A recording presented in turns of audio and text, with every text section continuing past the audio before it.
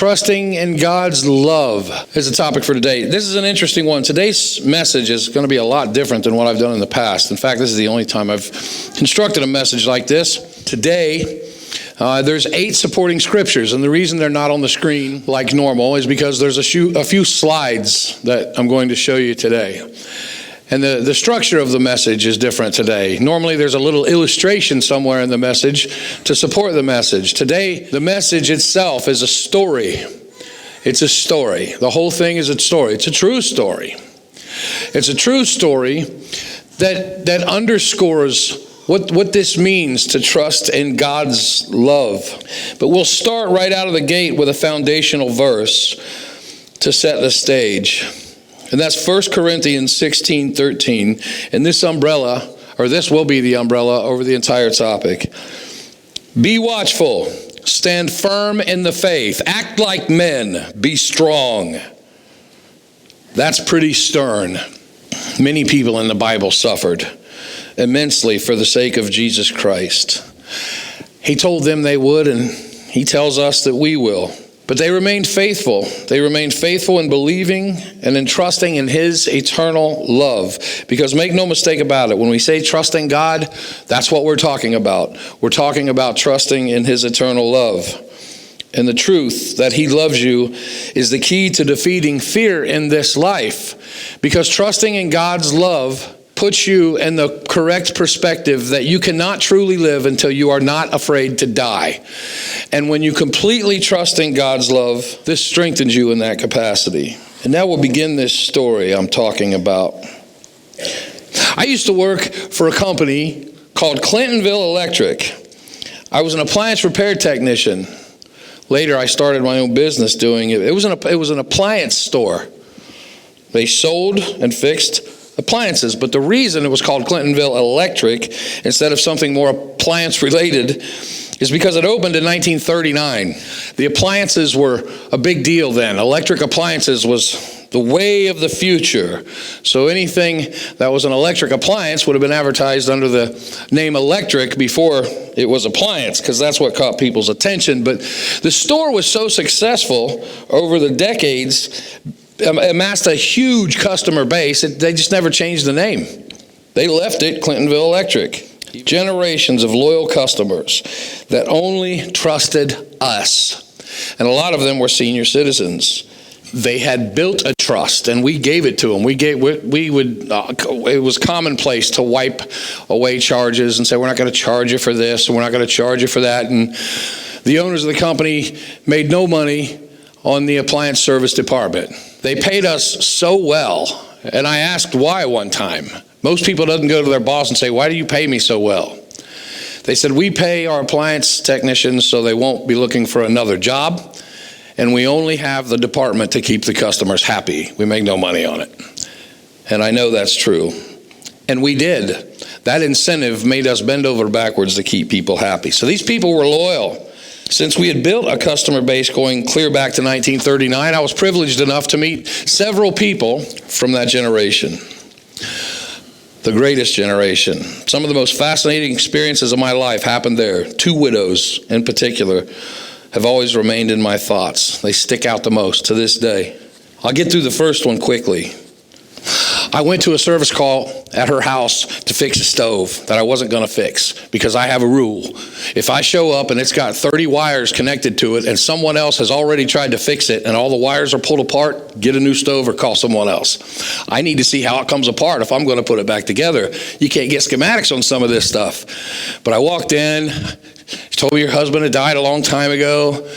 I thought, man, I got to do something. I'll figure it out. I'll get on the phone. Didn't have iPhones then. So I said, yeah, you know what? I'll do my best. Where's your breaker box? She told me. I went downstairs. I walked over around the corner where the breaker was, and there was an SS Stormtrooper's Jeep, a full-sized Jeep, complete with lightning bolts down the sides around the fender. And I tell you, man, my heart stopped. I was like, oh my. And then there was an American Jeep, and then another American Jeep from the war. And I got past all this stuff after standing there for a long time. I was looking at it, and I could tell this is the real deal. And I started thinking about who Who has seen this, and what did it mean when they did see it? And I turned the breaker off, I went upstairs, and I tried to make casual conversation. I said, what's going on with those vehicles? And she said, well, my husband collected them after the war, and he had them shipped home. And I said, those are real? And she said, yeah, they're real. And I said, why aren't they in a museum? And she said, well, believe it or not, it's surprisingly hard to get rid of that stuff, and some of it you're not allowed to sell. And she told me, I couldn't get over my head what I had just seen in her house, especially the stormtrooper, the Nazi, that just blew my mind. I had never seen something like that and been close enough to touch it. See history in the movies. I just saw it in real life, and it hit me harder than I thought it would. She's the first lady. She's the first lady that stuck out in my mind. I met a lot of people like this, but these are the two that stuck out the most. Now, the second one was the one that hit me to my core. This was a visit to just a regular service call. I was there to fix a washing machine, and she was about a half a mile away from the lady I just told you about. But this story is different. Her husband also fought in World War II.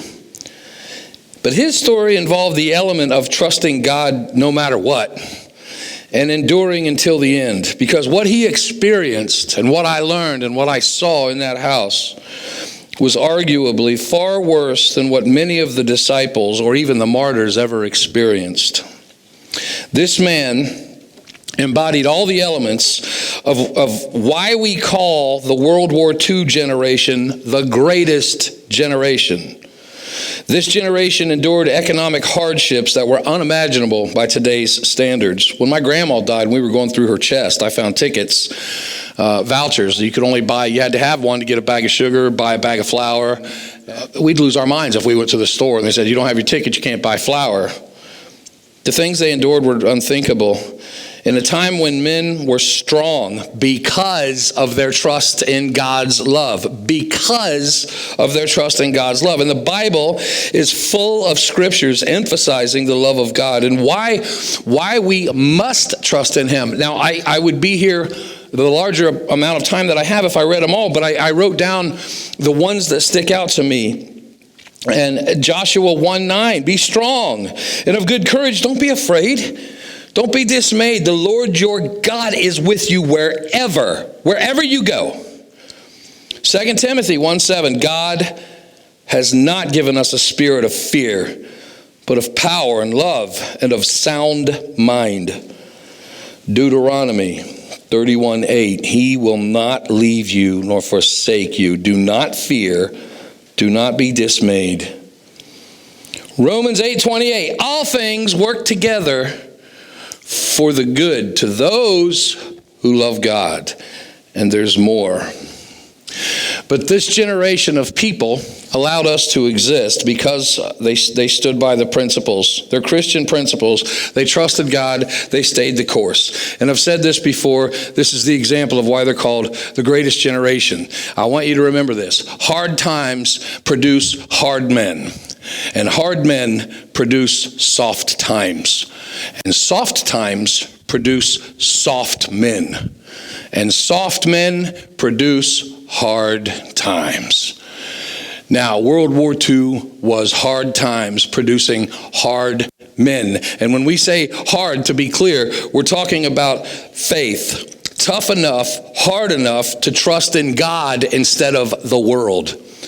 To rise above the smoke and the chaos and all the things that I'm not getting, that I want, and the things that are hurting me, and saying, I see you. And trusting in the love of God. When we say hard, that's what we're talking about. Hard enough to disregard the thorns that are coming at them from the sides. To be specific and explain what that means, a hard world makes hard men. Hard men make soft times because men that go through this say, you know what? I'm going to build a better world. My kids aren't going to go through this. I'm going to build a better world. A softer, easier world for them to get what they don't pay these prices. And then the world does get a little softer. And then the soft times bring soft men because they didn't have to quite work quite as hard. And then the soft men get used to entitlement. They get used to getting what they want and doing what they want. They burn down cities to protest. They tear down statues. They set things on fire. They have parades celebrating immorality because that's what they want, and they should get what they want, according to them. That's how soft men make hard times, and that's where we are now. We have a lot of linguini-spined leaders that are soft who can't enforce the rule of law. But these were hard men in hard times. And the only thing that got them through it was if we were there now would get us through what we're going through now, trusting in God's love. Upon walking into her home to fix the machine, this is what happened.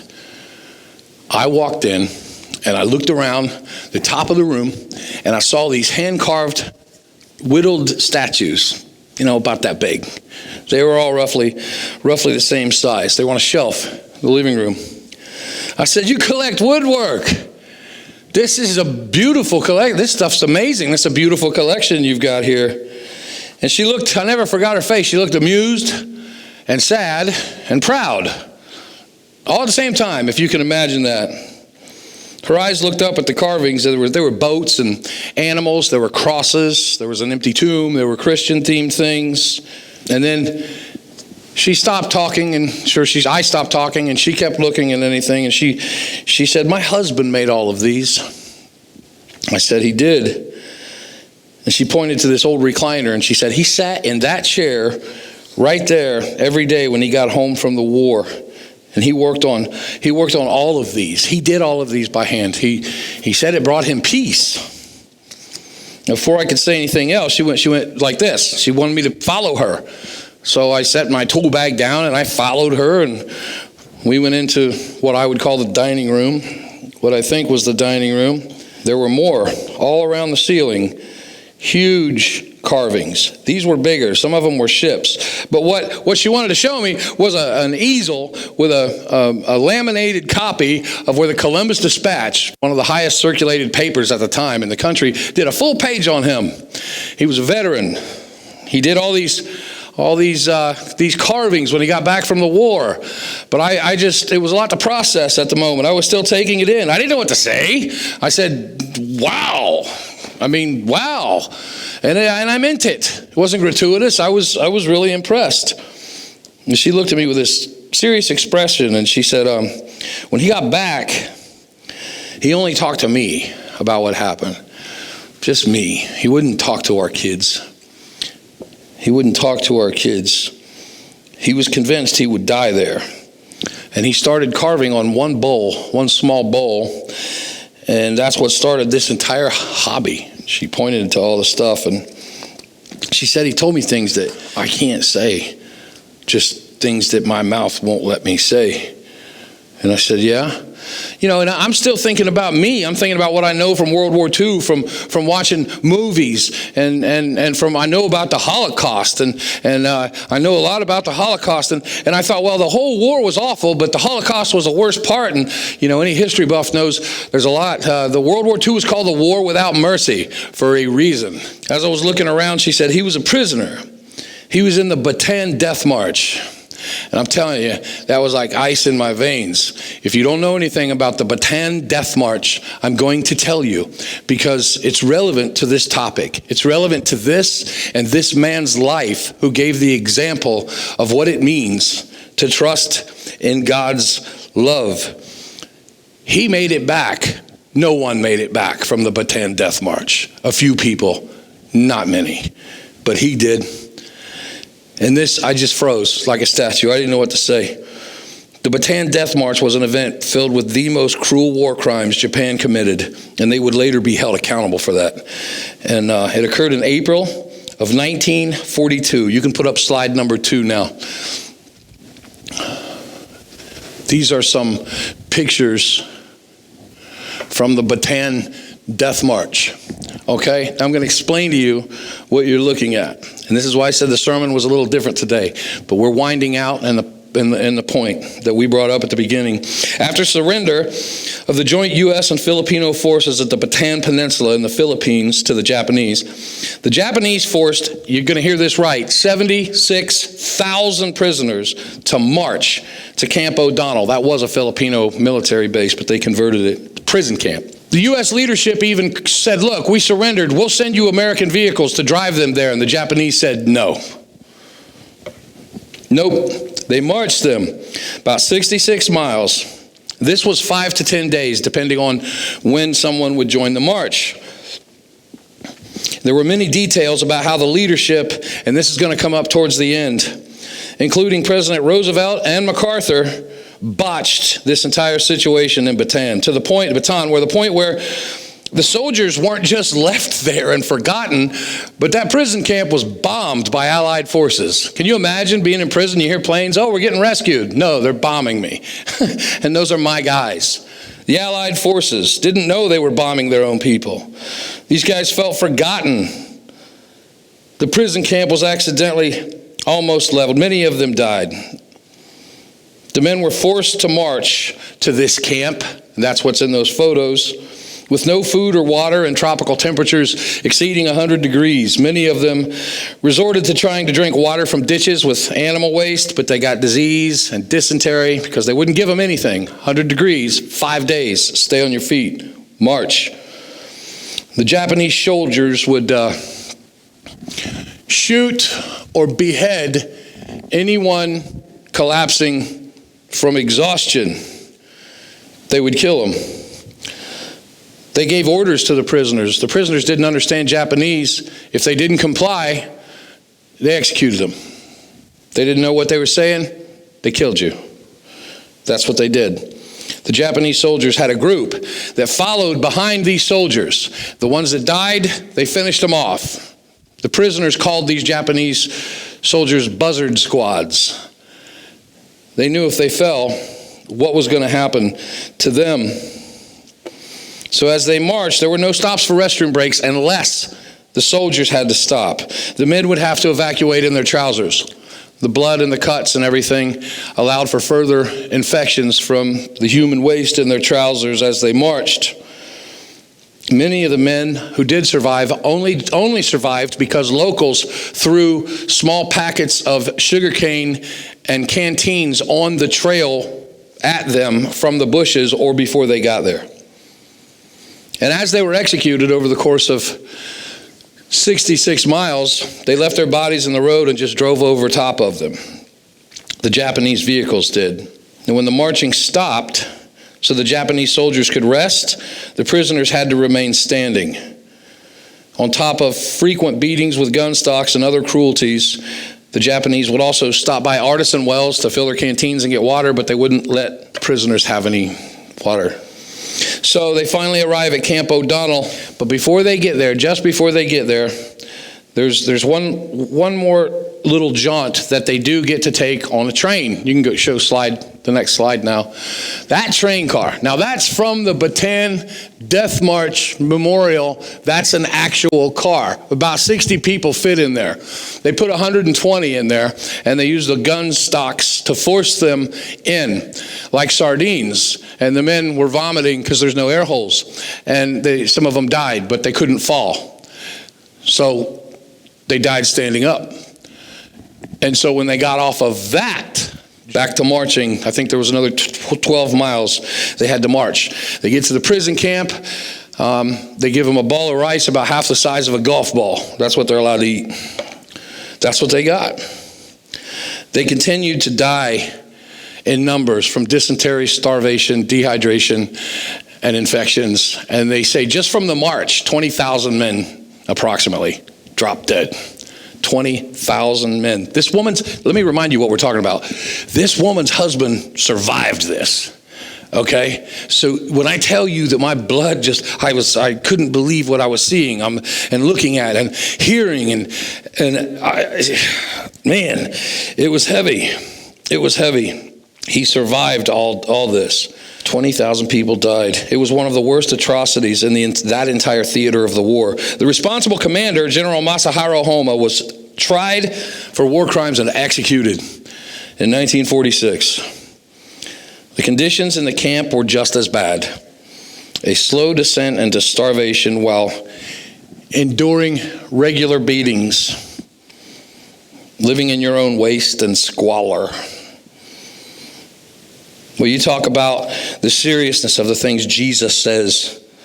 The parts of the Bible we read we just kind of gloss over.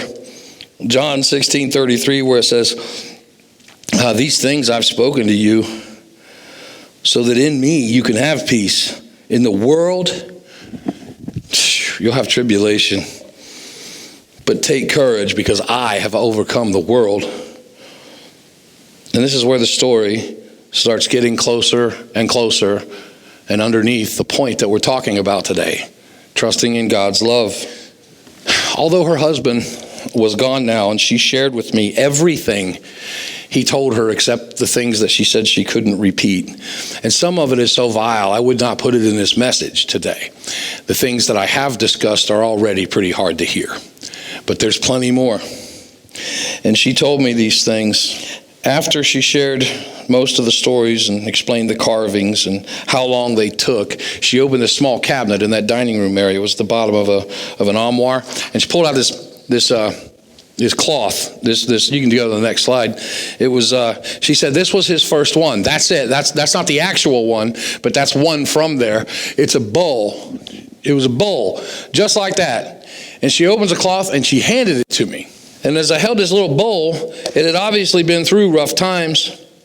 So I turned it over, and I was just, you know, that thing where you don't blink and slobber collects in the corner of your mouth. That's kind of how I was. I just couldn't quit staring at this thing. There was a carving of Jesus Christ on the back of this bowl, and it looked like a Picasso. I mean, I couldn't believe how beautiful this carving was.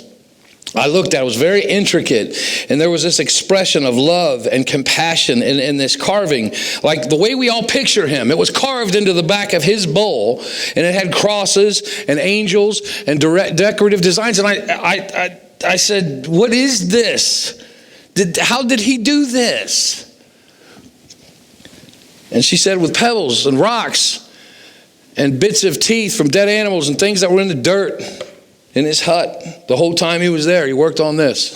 I couldn't believe it. I don't know how long that took. It was the whole back of that bowl, and there was even some on the inside.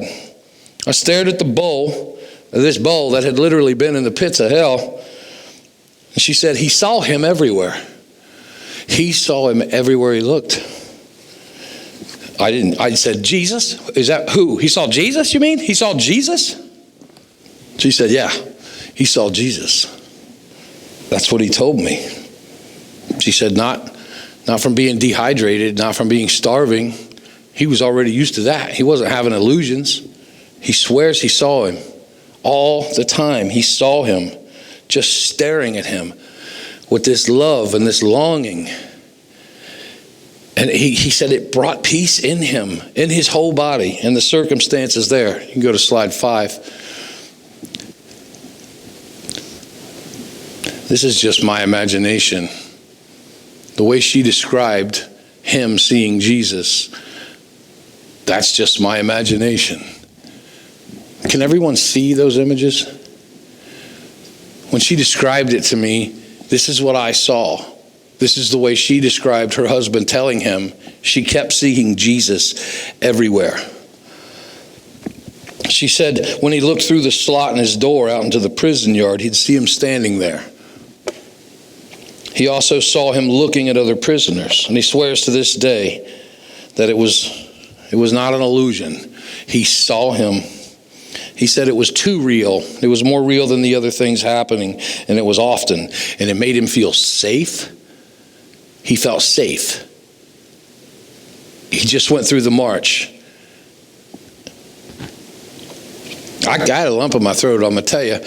Of all the people I've encountered in this world, there ain't no movie star, ain't no rock star, there ain't nobody that I've encountered like this woman. And when she told me about her husband, the entire scene was playing out in my mind. I was speechless. And she was looking at me like she was thinking, are you all right? She didn't say that, but it felt like that's what she was thinking. I didn't know what to say. I examined the bowl, and I don't even think I blinked. I handed it back to her, and the first thing I said was a dumb thing. Same thing I said before. I said, that belongs in a museum. I said, with this whole story belongs in a museum. And she smiled. She was wrapping the bowl back up in the towel. And she said, my kids tell me that. All of my kids, they're all grown now. They tell me the same thing. She said, but I'm not going to part with this. This is my husband witnessing Jesus Christ. I'm not kidding. I'm not going to part with this. But I told them that when I die, they can do with it as they please. And I understand the point. I don't want to be selfish. It should be in a museum. So, as you can see, by this time, this was no average, ordinary service call for me. That man was in a living hell, and he looked past his torturers. He believed in and he trusted Jesus Christ. Not only that, he kept trusting him until the bitter end. Now, in his case, the bitter end brought him back home. His whole life was carved on that bowl. His whole experience seeing Christ. She said the bowl was for, they would sometimes just push something to eat, like a ball of rice it had mud on it through the hole of the door. And the bowl was to put in parts of the huts. When it would rain, he would set it under there, and it was used to dig, to bury his own excrement. But, that's not something that occurs regularly when you're not eating, but it does occur. And the bowl was his only tool for life. It was everything to him. It was his source of food and water and survival. It's interesting that that's where he carved these intricate. I can imagine that if you saw this bowl, you'd know this wasn't something some guy just did real quick.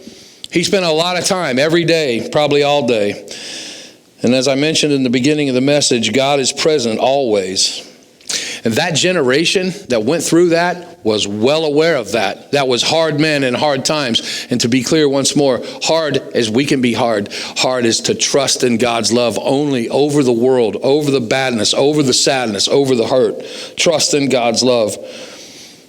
In fact, the name of God is even mentioned in the memorial as being credited for the only source of hope given to these men. Go to that last slide.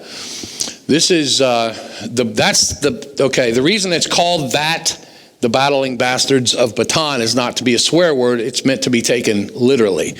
Their motto for the men who got out, if you can see that medal, no mama, no papa, and no Uncle Sam.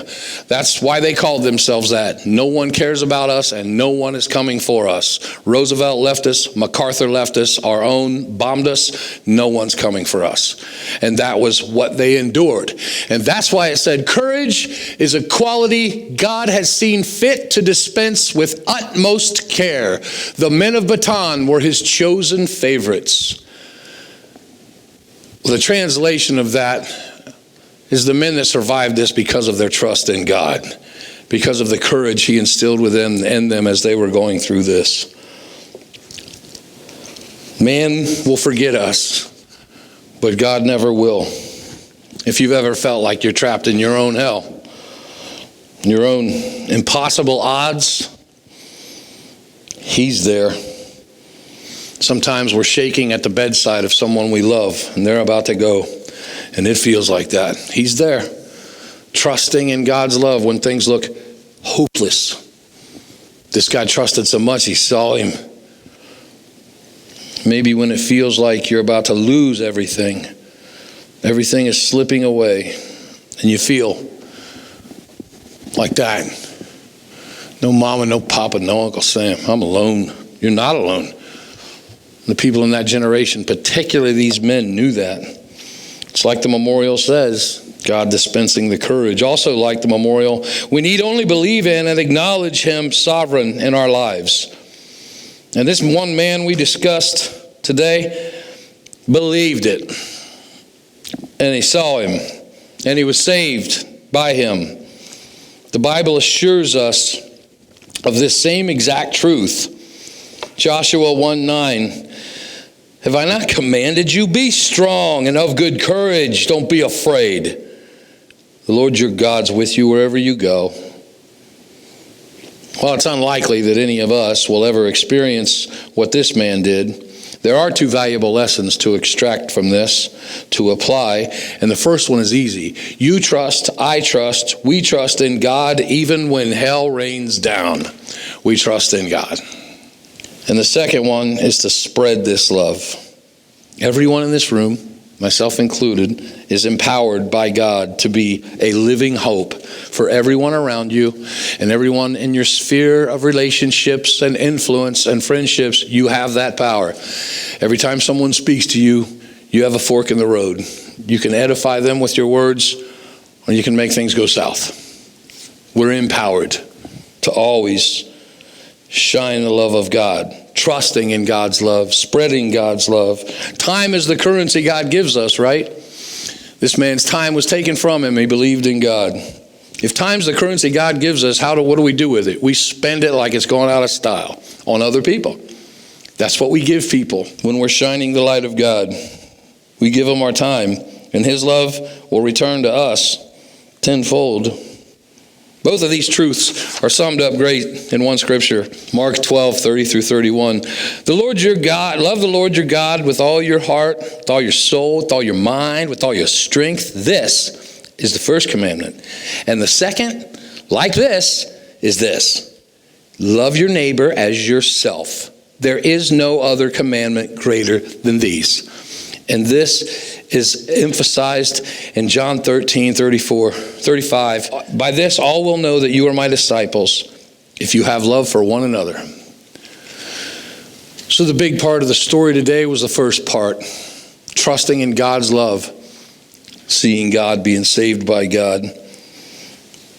It's so important, and this is what I close with, because the end of this life is not the end of your life. We're to trust in God's love until the end of this life in order to keep our life. We don't end our existence with a toe tag. We end our existence with a note hanging on the locker from the boss that says, "Come see me. Good job." That's how we end it. I hope everyone got something today from this message. I felt this man's story could not go silent or unheard, and I don't know if it ever made it into a museum. But it's the most profound thing I've ever experienced in my life regarding someone trusting.